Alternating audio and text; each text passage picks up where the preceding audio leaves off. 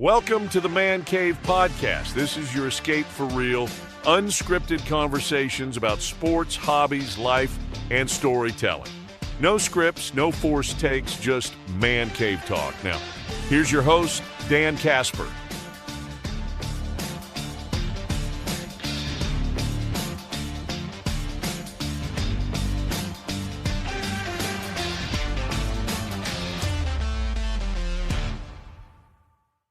I am excited, though, because this is one of my favorite portions of the show. Every couple of weeks, we get to chat with our good friend Ty from the Slab Factory. How you doing, man? Good. Yeah. We're kind of going through some of the questions we'll get to here in a little bit, but a lot of listener questions for you, which I'm excited to get some of your feedback on here, too. I love hearing that there's people who have, questions for me. Every time I come on here, I'm always like, all right, what are we going to knock out today? And you guys are creating content for us. It's great. Yeah, definitely. So big thanks to everybody that sent over some questions. I want to lead it off, though, because I've been seeing these posts all over, including from you, the big event next week, the National in Chicago. Yes. Have you been there before? Yes, I've done the National twice. Okay. Yeah. So kind of set the stage for all of us. What is that like down there? It is. So it's the most vendor tables of any show in the nation. Like everyone's talking about Fanatics Fest last weekend, right? And Fanatics Fest is awesome. I've not been. I'm probably going to go next year. Mm-hmm. It's usually in June, and then like the Nationals in like late July, early August, which is nice to have that separation. Right. This year they wanted Fanatics Fest to be during the World Cup final. Okay. So they intentionally scheduled it around that. Okay. But Fanatics Fest versus the National are two very different things. That was a big discourse in the hobby this past week because people were like, "Oh, Fanatics Fest is going to make the National obsolete." They think of it as new hobby versus old hobby, and which is not totally correct. But anyway, but the National is a show that it goes most of the week. Mm-hmm. Even before they open the doors on Wednesday next week, there's stuff going on throughout the week. There's card shops in that area will have events and stuff. And that area being like Rosemont, Illinois. Okay. So Chicago area. Mm-hmm. Yep. It's at the Donald E. Stevens Center in Rosemont. And they have every year, it's something that I would recommend if you go, try to make a couple of days of it because it is a lot. It is a huge venue. You will have a really hard time making it through it in one day. Mm-hmm. One of my favorite things about it, and especially versus something like Fanatics Fest, is that you have phenomenal dollar bins, bargain bins. Like the vendors have they basically save up inventory all year for this thing. Oh, really? Okay. Yeah, so you're gonna walk through and you're gonna see cards that you've never seen before. You're gonna see stuff that you can't even find on eBay. You're gonna see cases that have millions of dollars of cards in them, and then you're going to see bargain bins that have the thing you've been looking for $5, So it is an unbelievable show.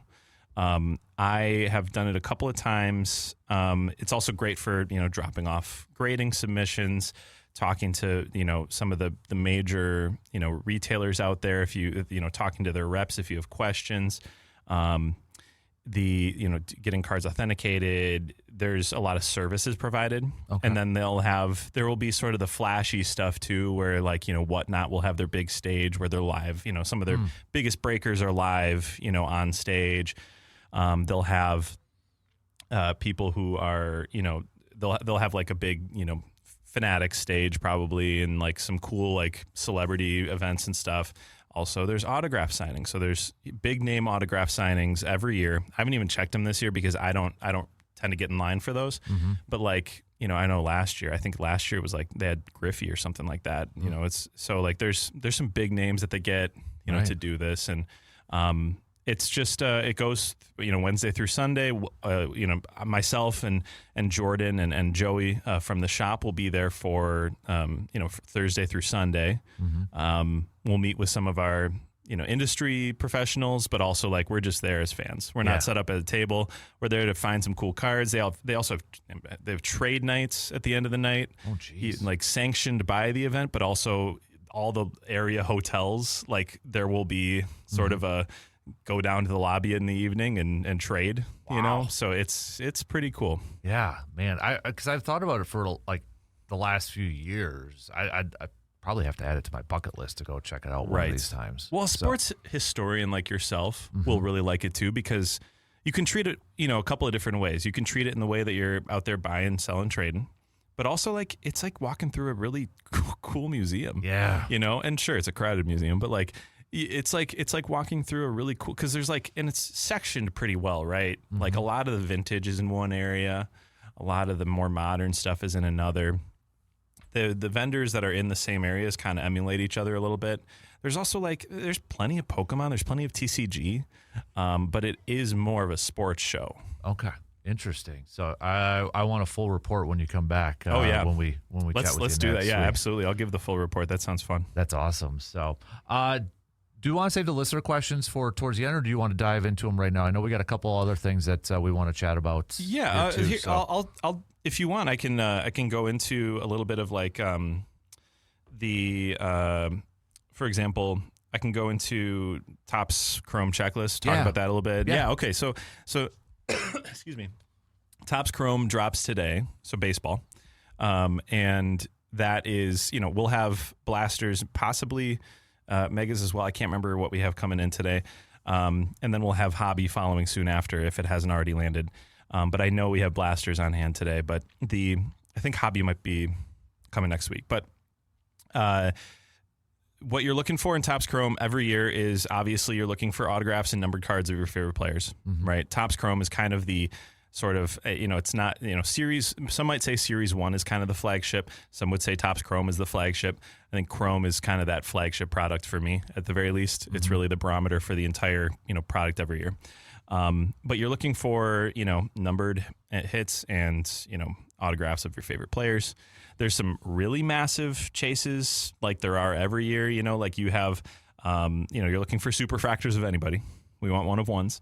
But then there's also, there's a lot of autographs that are, kind of like the big hunt, like there's the excuse me, like the gold, MVP patches of Shohei Ohtani, Aaron Judge autographs, your hunt, those gold logo man type things, you're looking for those. You also have, then those will be redemption, right? But you also have like some really cool autographs, like the Perspectives autographs. Those are like Perspectives is kind of a basic insert, but when you throw an autograph on it, it is so cool. And, by the way, I'll share this checklist with you. So if you want to post it so that people can dig into it, we can, they can do that. Yeah, that'd be great. Yeah. You're looking for Helix super short prints. You're looking for the Minions super short prints this year. That's Minions, a new thing. Really? Yep. So okay. it's like, I don't know if this will show up well on like the YouTube, but like this is like the Aaron Judge Minions. I did see it. Well, yeah. Okay. Yep. Yeah. So those will be super short printed. Those will be hard to get, and they probably will sell pretty well. I'm slightly older than the era of anybody who would have been watching a Minions movie. Not slightly. Okay, I'm actually giving myself a little bit too much there. I'm old now. But those will be really popular. But you have shadow etch short prints. You have Helix short prints, ultraviolets. Ultraviolets are, you've seen those in both basketball and football already. Those are really, really sick. You'll have fanatical short prints. There's a lot to chase. It's a lot of fun. And then even just like all the different types of parallels you can get in Chrome. It's one of the biggest, baseball products of the year. Nice. So it feels like there almost every couple of weeks that you're on, there's a new product dropping. Yeah, there always is. Yeah, always is. And something like Topps Chrome, hopefully we'll get a decent amount of hobby, but like it's such a popular breaking product that like all the major breakers that get distribution for that kind of snatching it all up, driving that price up, which is not ideal, right? We'd rather see those prices stay down a little bit, but what we do have on hand will be at or under market pricing, and we'll make sure that for people who are looking for those retail products, blasters, megas, those are going to be really appropriately priced as well. But you'll find those blasters and megas. Although, by the way, I should stop saying that because Topps calls them value boxes and monster boxes. Panini terms are blaster mega. Anyway, You'll see plenty of those in retail setting as well, like big box stores. Well, kind of transitioning, you just mentioned 2 brands, and that was actually a question from a listener. It says, this was from Paul, said, I know Topps is the only licensed card company, but I find Panini is a great quality and is much more affordable. Does Ty think collecting a non-Topps product is a good idea? So there's 2 schools of thought on this, right? And like, Topps isn't the only licensed product. It's got the license for basketball, baseball, and football. Mm-hmm. So like, it's got the big 3. Big 3, yeah. Upper Deck still is hockey. Panini still has some stuff as well. I mean, I'm right now kind of blanking on what they do still have. Is it because they don't have UFC anymore? Anyway, they have some stuff. But like, when it comes to licensed versus unlicensed, it's relative, right? It's cheaper to rip, and the top hits are less valuable. But it's all, if you're paying less to open the product, then you're getting a card that's worth a little bit less, but it's still worth something. Mm-hmm. So it's all relative. That said, the other thing too is that like there's plenty of because like Panini has been doing baseball for years, right? And like if it's the right player, sure. Like we just sold a Ken Griffey junior gold mosaic to 10. For $125 at the shop, right? Mm-hmm. That's Mosaic is an unlicensed baseball product from, I think it was 2022 was that card. And like, it's still $125 right there, right? For a box that's pretty cheap to rip. Shohei Ohtani unlicensed Panini autographs are big. We just saw an unlicensed Shohei sell for like $20,000 because it was low numbered. And, I can't remember what product it was out of, but like, it was a rookie, and that's why it sold like that. Mm-hmm. I think it's going to be harder moving forward with how many cards are being printed today versus they were in 2018 when Shohei was a rookie. Mm-hmm. But like it's not that it's not worth holding on to, but I think the lowest end of any of that product is going to remain pretty darn low end. Mm-hmm. Does that mean, because I think this was the brand, those Halloween cards, remember, with those Paninis with football and basketball? So those were licensed at the time. Okay. They'll still probably release those. Mm-hmm. Those are like novelty ones. You know, it's the same thing as like the holiday, the Topps holiday boxes, right? Like where, like Ronald Acuna Jr. swinging a candy cane. Yep. Like those are fun, but those are not like, those don't have like staying power in the market, right? Because it's a novelty card. Right. It's so like stuff like that, may not have that kind of staying power. Mm-hmm. Kind of a cool thing maybe for the kiddos. Absolutely. Because, hey, and I think it's okay to admit that collecting cards is not just for kids anymore. Right? Like, let's all just, get that out there. Like, it's for everybody, but it is still also for kids. So, you want your kids to just enjoy ripping a product. The Topps holiday boxes stay cheap. The Halloween packs stay cheap. We give those away for free during, that time of year. So, yeah. You ready for some more questions? Yeah, hit me. Let's get through it. So we've got another question.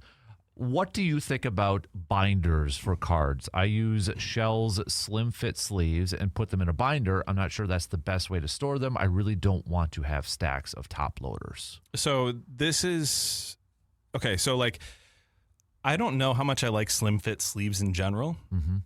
Excuse me. So like leading with that, it just depends. That I don't know what you're collecting, so that's part of this question, right? If you're talking about sports cards, I don't like slim fit sleeves. Mm-hmm. In fact, I don't really like them for Pokemon either. The reason I don't like them is because they hug the card in a way where once it's time to take it out of that sleeve, there is a higher potential for damaging that card. Okay, I don't like slim fit sleeves. That said, if you're putting it in a slim fit sleeve and then putting it in a binder, it's not like it's not going to stay in good condition, while it's in there. Mm-hmm. If you are trying to protect a valuable card, don't put it in a binder unless it's maybe a top loader binder. Those exist. We sell those at the shop. The best way to protect a card, hands down, regular penny sleeve top loader. Mm-hmm. And then if you want to make sure it never falls out of the top loader, put it in a team bag. It's like we sell those at the shop as well. You can also put it, there's a reason I don't like one touches. So like the magnetic one touches. Oh, yeah. There's usually room to kind of rattle around. There's potential for something like specks of dust and stuff to get in there and scratch the card. I know that sounds dramatic, but it does happen. So, you know, the best way to protect a card is going to be top loader sleeve. Binders are fine. Like, especially like, I think Pokemon, it's far more acceptable. And we've seen stuff come out of a binder that's been in a binder for 20 years that looks phenomenal, right? But there's more potential for damage in a binder. So if it's stuff that's like really valuable, I wouldn't put it in a binder. If it's stuff that you just like, yeah, absolutely. It's a great way to display and look at your cards. The other thing too is that like when it comes to a one touch, that's a great way to display a card. A card looks awesome in a one touch. So like if it's just sitting up on the shelf, sure, one touch is fine. Don't ship your cards in a one touch. Don't like rattle it around in your case in a one touch. Put that in a top loader if it's a valuable card. You want to make sure that it's protected properly. Is that why you like to, like if you order a lot on eBay, they're in those one or top loaders? Well, I hope that they come to me in a top loader. Yeah. It drives me nuts when I get a card shipped to me in a one touch because it's been rattling around in that package and it's got all that, you know, infinitesimal space to move around in there that it's just rattling around the edges. You know, I sound pickier than I mean to, but it's just how I don't ship anything in a one touch if I can avoid it. Right. So, well, with kind of feeding off that too, another question asked about displaying, but what is the best way, in your opinion, to display your cards? Is there any shelving or anything I can get? And I've actually kind of looked, you know, for my favorite cards for like display, like, is there a frame that you can have them on the wall or something? Yeah, I'll bring these in sometime, but I have a Jackson Churio rainbow of, and rainbow in this case refers to having all the parallels of the cards. So like I have the 1/1 Superfractor, I have the red to 5, I have the black to 10, I have all of the versions of this card. I have a Jackson Churio rainbow from Topps Finest last year called Creators, and it's a short rainbow. It's 10 cards. And so I have them in like 2 5-card displays. Okay. Yep. And like they're kind of like you can frame them, you can hang them up. There's a lot of cool stuff out there that you can do, right? So you can display cards in stuff that you find on Amazon, online. There's a lot of different ways to like frame and hang. As far as like traditionally like what people like to do, there are like display cases that we have that we use. We actually use them twofold. Sometimes we use them like at card shows to display cards on the table, but they can also hang up on the wall and you can put them in like one by one. I can send you some links, you know, maybe, and you can share them, or, you know, maybe we should just get like a good, like, helpful links, post going. That'd be a good one. That's a good idea. Like, cause there's things like that I can certainly help with, but, plenty of ways to do it. There's really no wrong way. You can see your cards, you know, the way that you want to. Awesome. You know, I just put a display together that's a baseball, signed baseball and card. Okay. My Miz autographed baseball I brought in last time, and then I put one of his cards in there too. I think that looks awesome. Nice. Yeah. That's sweet. That's kind of the unique thing with that too, that you can be kind of creative with a lot of those different things. Yeah. So, question from Brandon. He said, are Downtowns and Uptowns worth holding on to, or is it time to sell now? My 8-year-old pulled a Stafford Downtown out of a blaster, and my 11-year-old pulled a Dion Uptown out of a booster pack. First of all, congrats. Of all the Optic and Donruss that I've ripped over the years, I have pulled 1 Downtown. And I've pulled 0 Uptowns, by the way. I guess I've had another one pulled for me by my buddy, but yeah, only 2. Over however many years. You apparently need his 8 and 11-year-old. I was going to say, that's incredible. That's some good luck right there. So Downtowns and Uptowns in the collecting hobby are kind of viewed. They're really cool. They look awesome. I do think that they look less awesome every year, and that's just my own criticism because I also am not a fan of like AI art in cards. I think it's lazy. I think that some of these Downtowns are getting a little bit lazy with the designs. And I'm interested to see what Topps does. You know, Topps home field advantage is kind of their Downtown. Gotcha. If that makes sense. I'm interested to see if they have, you know, what they have to replace it in football and basketball. But I like the art a little bit better in those. But like, anyway, there's a bit of a tangent. Downtowns and Uptowns are kind of viewed more like a hobby currency, honestly, than they are like a collector piece. I don't think that they're going to have like a ton of staying power. I think that the Downtowns, and they wouldn't have had Uptowns back then, but the Downtowns from pre-2020, 2021, those are far more rare than the ones today. And so like collecting those, I think, is a great idea. I mean, there's some Tom Brady Downtowns that in like a PSA 10, like the 2018, they do like crazy numbers. So obviously if you get your hands on those are far more short printed. Mm-hmm. Right now, like the stuff that comes out today, there's just a lot of them. So I think that it's a great time to sell it, especially if you don't collect Stafford and collect Dion, right? Like I think that the move would be to sell and find something you really like, because they will still go for good money right now. Mm-hmm. I will say the Downtowns this year, they have a really good gem rate, so might be worth grading potentially, which I know there was another listener question about that. Yep. But it just depends on the quality. Bring it into the shop. We'll take a look at it, let you know if we think it's worth grading. Speaking of the grading, let's get to that question here. Mm-hmm. And I know we've kind of touched a little bit on the PSA stopping with bulk grading, but Paul asked, PSA has stopped doing bulk grading because of their backlog. Can you ask Ty if we should just switch to another grading company as the favorites, thinking like SGC, but that is also owned by PSA? Yeah, so it depends on what you want, right? Do you want to get the maximum return on investment on your grading experience? Or do you want to, or are you grading something for the sake of putting it in your own collection, right? Mm-hmm. I think, so I'm very much somebody who thinks that, PSA is the only way to go not only way to go. It is the best way by far to get return on investment on your cards. Okay. Mm-hmm. Even at $80, depending on what that card is, their entry level is about $80 right now. Depending on what that card is, there's still great, ROI. I had a card that got upcharged to death, which I wasn't complaining about because it was a great card in the end, right? I sent in a Jesus Mate card that I didn't actually expect it to gem, and I just wanted it graded. It got a 10. The upcharge went from 80 to actually $300 grading fee. Wow. But that's because that card does not gem very often, and in a PSA 10, it's worth a little over $4,000. Wow. So you have to be ready for the potential upcharge experience if what you're sending is a little higher end. Mm-hmm. All of this to say that PSA stoppage will end sometime in the fall, I would imagine. So you're not waiting that long if you wait for PSA, but there are other good graders. SGC is a good grader. It just doesn't add as much value to the slab when it gems. Beckett is a great grader, but their bigger issue is actually it's not even value. If you get a pristine 10, it's actually sometimes even higher value than a PSA 10, but it's really hard to get. And the 9.5s don't sell nearly as well as the PSA 10s. Man. So it's just, it's like, what do you want to get out of it? Do you want to get maximum value, or do you want to just put something in a slab? Because I still send some stuff to Beckett because I like the slab. I like the feel. Mm-hmm.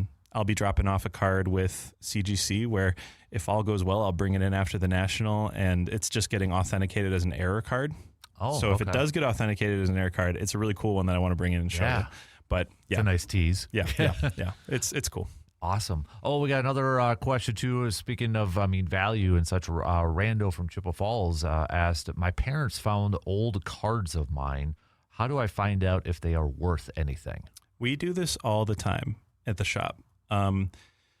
Be prepared for it to not be worth anything. That's the most likely outcome. And I want to say that's not fair. Not worth anything is not really accurate, but not worth a ton is the more likely outcome, right? Mm-hmm.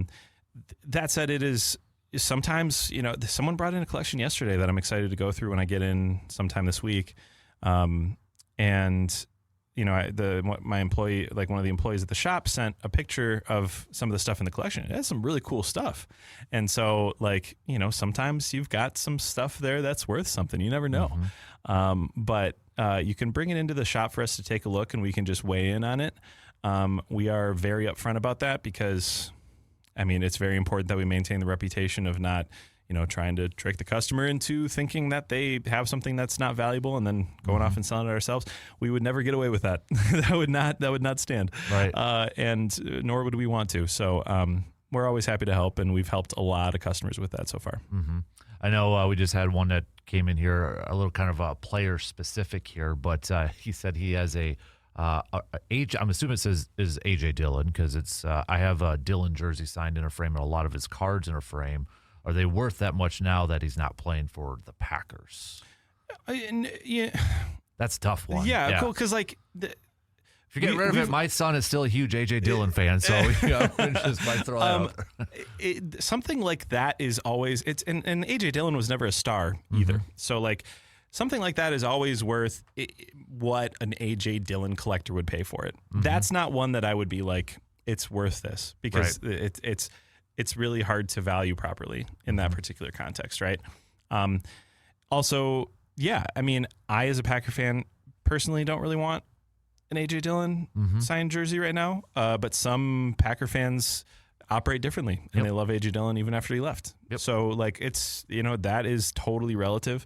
I think that anything like that, you post it and for whatever price tag you want, and you see if somebody wants to grab it. A lot of this stuff, you just have to not be afraid to let the market dictate what they want to pay for something. Right. Yeah. Really quick, I know we kind of touched on it earlier, but I just saw a post too on Facebook that the Jordan market is just exploding. And I saw somebody also posted there's a big thing in Chicago downtown, a big banner, or what do you call those signs on the highway? I'm blanking on the name. Billboard, thank you. Upper Deck, Jordan, keep it, Yeah. We talked about Upper Deck signing Jordan. Yeah. And that, but is there a certain reason why Jordan is just going up? Is it, like you mentioned, the GOAT market? Yes. Kind of going up now? Yeah, it's the GOAT market right now. I think that the hobby is so cyclical. And I think that a lot of collectors for a long time were doing the perspective thing, right? So like, they were buying guys that they thought were going to be really great. And over the years, so many people have been burned by that, right? People who invested heavily in Justin Fields and Zach Wilson and Will Levis, or, like the list goes on of these guys, or Jason Dominguez, right? People went really heavy on Jason Dominguez. Even guys like Fernando Tatis Jr., who is still a very nice baseball player, who had a 474-foot home run yesterday. Yeah. Holy smokes. These are still, like, you can be a baseball player who's incredible, but if you're not Shohei, then there's a ceiling, right? So I think people are kind of realizing that, and they're going, well, rather than putting all my money into these rookie quarterbacks and these prospective, players, like, I'm going to go ahead and just buy Jordan. And when I see a really great Jordan right now, I'm willing to pay at, sometimes over comps for that card, because I'm confident in 2 months that's going to be, this is a higher end example than I necessarily want to give, but like, the shop just bought a Tom Brady 1/1. It's like a patch card. I saw you on Twitter with it. Yeah. And it's a card that I personally like really love, because it's a game worn patch from the first game after Deflategate. So after the first game after his suspension, which is a game that I listened to as I was in the moving truck driving across the state to move back to Eau Claire, Wisconsin. So it's funny. I just remember that for some reason, playing the Cleveland Browns, like listening to it on the radio, being like, Tom Brady's back, and I'm moving back to this place that I love. Anyway, we bought this, at pretty much the number that it last sold for back in May. But, Card Ladder has, which we've talked about, the comping, pricing, has this sort of like Card Ladder value that's based on how much that player's market's grown over time, even though this card has not sold publicly since May. Card Ladder thinks it's worth $10,000, thinks it's worth $2,000 more than we paid, right? And there's no reason for that other than Tom Brady stuff is up. Right. Michael Jordan stuff is up. Kobe stuff is up. So like, these are the things that, like, you buy in at any level, whether it's low end or high end, you're going to see those returns when you buy someone like Jordan, like Brady, like Kobe, stuff like that. So this might be a dumb question to kind of wrap it up. So with those GOATs, does that mean like just base cards of those guys too are pretty valuable? Yeah, absolutely. Okay. There's ways to, you can be somebody who buys, $500 $5 Michael Jordans, and those Jordans might be worth, $8 to $10 in a couple months, maybe. I don't know. I'm not saying that that's not advice, but I'm just saying like, whether it's low end, high end, you're seeing a big change in all of these. I know there's like there's actually, I can't remember if it's Michael Jordan Electrified. There were these cards, we were selling them in the shop for like $25-$30, about probably 6 months ago. And now they're doing like $75-$80. It's the market picks up on certain things. And, if you are lucky enough to catch the wave, great. But, I think that people are just kind of saying it's less likely that I'm caught holding the bag, as they say, if I buy Michael Jordan. Gotcha. Kind of a safe bet sort of thing. Exactly. Yeah. I'm glad to hear about Kobe because I've been really getting into Kobe. Oh, yeah. And Kobe's market is going to always be incredible, especially his autographs over time, because obviously he can't sign anymore. And that's obviously a very sad reality, but that's part of what, he signed a lot of autographs in his day. So there's plenty of them out there. But over time, you're going to start to see, that it's more and more valuable. I do have a rookie card of his. I always wondered if I should get graded. A couple of them. So yeah, bring them in. We'll take a look. Sweet. Hey, we got to plug because we got a show coming up, though. I know we do. Nationals next week, but the bigger one. Oh, the bigger one. Yeah. Packs and Pints. Yes. Packs and Pints coming up August 9th from noon till 6. We are so excited. We're going to have Slab Factory will have about 5 or 6 tables. We're basically bringing a bunch of the card shop over to Brewing Project.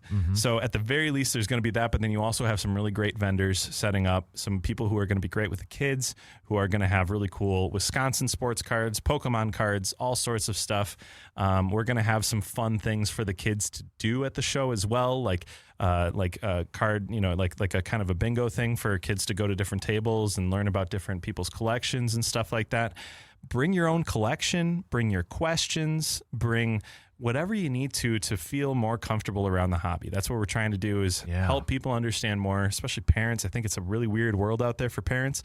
So that's one thing that we want to make sure that we're doing at that event. That's awesome. I can't wait to be there. It's going to be fun. It's going to be a lot of fun. Dude, as always. Yeah. Thanks for hanging out. How did we get out. through a half hour so fast? I don't know, but man, we could probably go for another hour. Yeah, sounds good. So appreciate it, man. All right, thank you, Dan. And I want to hear some good stories. Yeah, sounds good. We'll bring them back. So.